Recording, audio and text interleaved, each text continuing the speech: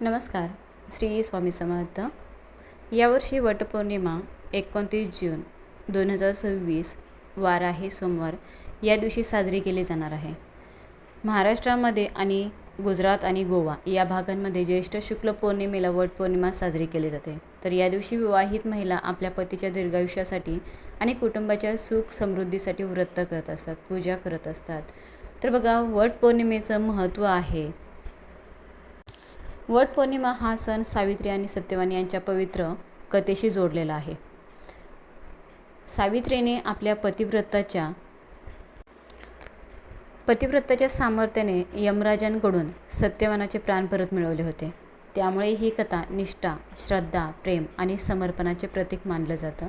तर वडाचे झाड दीर्घायुष्य, स्थैर्य आणि अखंड सौभाग्याचे प्रतीक मानलं जातं. तर बघा, याविषयी आज आपण वटपौर्णिमेची संपूर्ण माहिती घेणार आहोत आजच्या व्हिडिओमध्ये. त्यामुळे व्हिडिओ कुठेही स्किप न करता शेवटपर्यंत नक्की बघा आणि चॅनलवरती नवीन असाल तर चॅनलला लगेच सबस्क्राईब करा. पूजेचा शुभ मुहूर्त. वटपौर्णिमेची पूजा सूर्योदयानंतर सकाळी करणे अत्यंत शुभ मानले जाते. म्हणजेच बघा, सकाळी 6 ते 11 या वेळेत वडाच्या झाडाची पूजा, प्रदक्षिणा आणि व्रतविधी पूर्ण करणे उत्तम मानले जाते. ज्यांना सकाळी शक्य नसेल त्यांनी दुपारपूर्वी पूजा पूर्ण करावी. दुपारी करू नये. पूजेसाठी लागणारं साहित्य: हळदी कुंकू, अक्षता, फुलं, अगरबत्ती, तुपाचा दिवा, कापसाचा दोरा, फळं, नैवेद्य, वस्त्रमाळ, ओटीसाठी साहित्य, एक पाण्याने भरलेला कलश घ्यायचा आहे, वाणासाठी साहित्य घ्यायचं आहे, नैवेद्य घ्यायचा आहे. तर बघा, वटपौर्णिमेची आपण पूजा कशी करतो तर सकाळी लवकर उठून स्नान करायचं आहे. ब्रह्ममुहूर्तावरती सकाळी लवकर उठून सूर्योदयाला अर्घ्य द्यायचा आहे. सकाळी लवकर उठल्यानंतर स्नान करावं, स्वच्छ आणि शक्यतो नवीन वस्त्र परिधान करावेत. सौभाग्यवती महिलांनी हिरव्या बांगड्या, कुंकू, मंगळसूत्र आणि पारंपरिक साज शृंगार करायचा आहे. वडाच्या झाडाजवळ जाऊन प्रथम नमस्कार करा. झाडाच्या मुळाशी पाणी अर्पण करायचं आहे. हळदी कुंकू फुलं व्हायची आहेत, अक्षदा व्हायच्या आहेत. त्यानंतरनं दिवा लावायचा आणि प्रार्थना करायची. अगरबत्ती ओवाळून घ्यायची, अगरबत्ती लावायची. कापसाची वस्त्रमाळ झाडाला अर्पण करायची. दोरा झाडाभोवती गुंडाळून प्रदक्षिणा घालायच्या आहेत. ओटीचं सामान नेलेलं तिथे ओटी भरायची आहे आणि सावित्री सत्यवानाची कथा वाचायची किंवा ऐकायची आहे. तर शेवटी आरती करून अखंड सौभाग्याची प्रार्थना करायची आहे.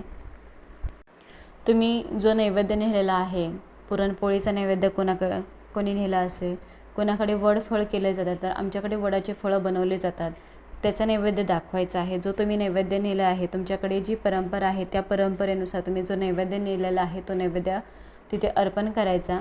तर या दिवशी बघा काय करायचं आहे की व्रत आणि पूजा करायची आहे. आपल्याला व्रत करायचं असतं, श्रद्धा आणि भक्तिभावाने व्रत करायचं आहे. तसेच सावित्री सत्यवानांची कथा ऐकायची. व्रत पूर्ण होण्यासाठी कथा ऐकणं गरजेचं आहे किंवा वाचायचं आहे. तर हे महत्त्वाचं मानलं जातं वटपौर्णिमे दिवशी. आणखी त्याबरोबर दानधर्म करावा. गरजूंना अन्नदान, वस्त्रदान किंवा दक्षिणा द्यायची आहे. मोठ्यांचा आशीर्वाद घ्यायचा. ज्येष्ठ व्यक्तींचे, मोठ्या व्यक्तींचे आशीर्वाद घेणे हे खूप शुभ मानले जातं. देवाचं नामस्मरण करावं. विष्णू, लक्ष्मी, शिव, पार्वती आणि सावित्री मातेचं स्मरण करावं. या दिवशी काय करायचं नाही बघा, या दिवशी आपल्याला वडाचं झाड तोडायचं नाही. वडाचं पान किंवा फांदी विनाकारण तोडणे टाळायचं आहे. पान, फांदी तोडायची नाही, कारण की या दिवशी वडाला अत्यंत पवित्र मानलं जातं आणि तेवढंच महत्त्व दिलं जातं. भांडणे आणि वादविवाद टाळायचे आहेत. घरात शांतता आणि प्रेमाचं वातावरण ठेवायचं आहे. कोणाला अपशब्द बोलायचे नाहीत, राग करायचा नाही, चिडचिड करायची नाही, भांडणं करायची नाहीत. त्याबरोबरच घरामध्ये तामसिक अन्न खाऊ नये. मांसाहार आणि मद्यपान टाळावं. या दिवशी खोटे बोलू नका. सत्य आणि सदाचाराचे पालन करावं.